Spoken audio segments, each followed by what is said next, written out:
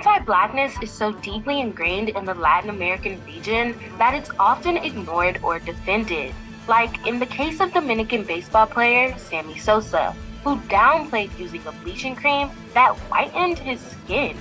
From Peruvian newspapers using 159 different racist adjectives to describe African-descended people, to terms of endearment like ni negrita, which actually stem from the idea of people as property, to blackface, used as a form of entertainment. It's all part of a slew of everyday racism. There is plenty of evidence showing that racism is rampant in Latin America, but many Latin Americans have evaded accountability by treating racism as solely a U.S. problem. Unlike the U.S., where racism was upheld by legal separation like Jim Crow laws, you're not a Texas, you're not for segregation. Countries including Colombia, Mexico, and Brazil encouraged the mixing of different racial types, known in Spanish as mestizaje. As a result, this ideology of mixing has been used for centuries to deny the presence of Black and Indigenous people throughout the region. This idea that everyone is mixed also has been completely overblown because Latin America is not unique in its mixedness. But that has been the mantle that it has taken upon itself so that you can evade accountability. How can we be racist if we're all mixed? Well, you certainly found very many ways to be. Meet Dash Harris Machado. She's Panamanian American and the producer of Negro, a docuseries about Latino identity. We all know those sayings. You're treating me like a Black person. Trabajar como un negro, working like a Black person. Don't marry a Black person. Come on. Be serious again. And everybody knows these things. This is every single last country. Like, stop playing with us. Stop playing in our faces. To understand how deep anti-Blackness runs in the region, let's go back a couple of centuries. Starting with the wars of independence from Spain for the region now known as Latin America. Meet Simón Bolívar. He's considered the great liberator of Latin America, but he wouldn't have liberated anything if it wasn't for the help of Haiti, where a rebellion by enslaved Africans created the only free republic in Latin America and the Caribbean at the time. Haitian President Alexandre Pétion agreed to help Bolívar on his quest for liberation under one condition. If Bolívar won, he had to abolish slavery and the new republic he was fighting for. Bolívar agreed, and a few years later, he defeated Spain throughout South America and declared himself president of present-day Colombia, Venezuela, Panama, Ecuador, Peru, and Bolivia. Around 60% of soldiers who fought for Bolívar were Black, but Bolívar betrayed them. His promise to completely abolish slavery was a lie. He even complained that Black soldiers were audacious to want absolute equality. They had to wait 40 years after the war to gain their freedom. Bolívar and many other white elites feared that they would eventually be outnumbered by Black and Indigenous people. So now, today I want us to talk about Argentina. I know they have won the World Cup, but Argentina, unlike other South American countries, most of their players, all their players are white. So there's a question, how comes their players are white? So we're going to discuss this, how they became white, because previously, most slaves from Africa were taken to America, North and South, and therefore, Blacks were so many there in Argentina, just like in Brazil and Colombia. So let's go to the beginning. So at the beginning, in 16th century, Black slaves were taken from West Africa mostly and Central Africa to Americas across the Atlantic Ocean. And the conditions were very brutal. They were so much tortured. They used ships with very brutal slave masters across the Atlantic. They were kept in very inhumane conditions. And the Blacks were so many there. There were so many. And when they reached Argentina, a third of the Argentina population were Blacks. So what happened? In those wars of independence in Argentina in the 18th century, most of the Black men were enlisted to fight alongside the white Spaniards in Argentina. and the blacks fought valiantly. They had a black regiment, just like in American Civil War. And as a result of this, very many black men lost their lives.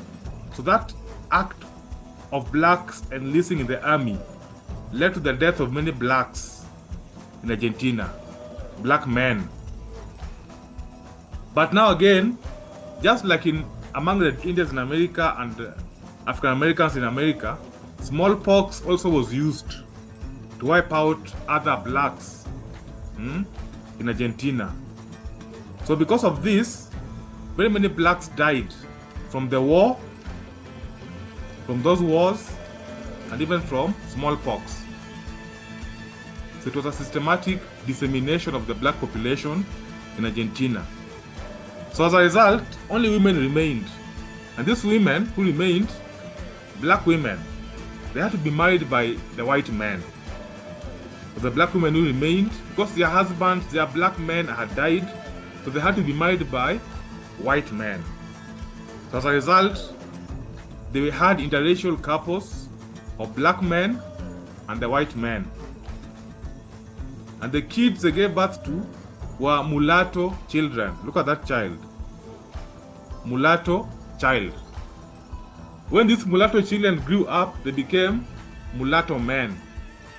Again, because the number of the black women and men was less, these mulatto men had to marry white women.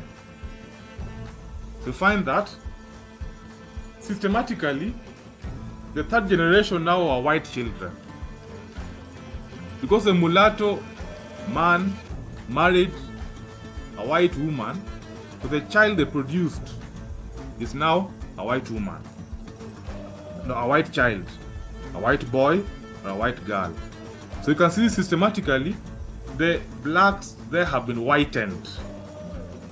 First of all, it was blacks, men went to war, they died. Some were wiped out by the smallpox, and then the women remained. Women were married by the white men. They gave birth to mulatto children. Now the mulatto, they had to marry white women because the black women had reduced. As a result, now they all gave birth to white children. And that's how Argentina and even Australia, they are whitewashed. And that's why the white population in those countries is high.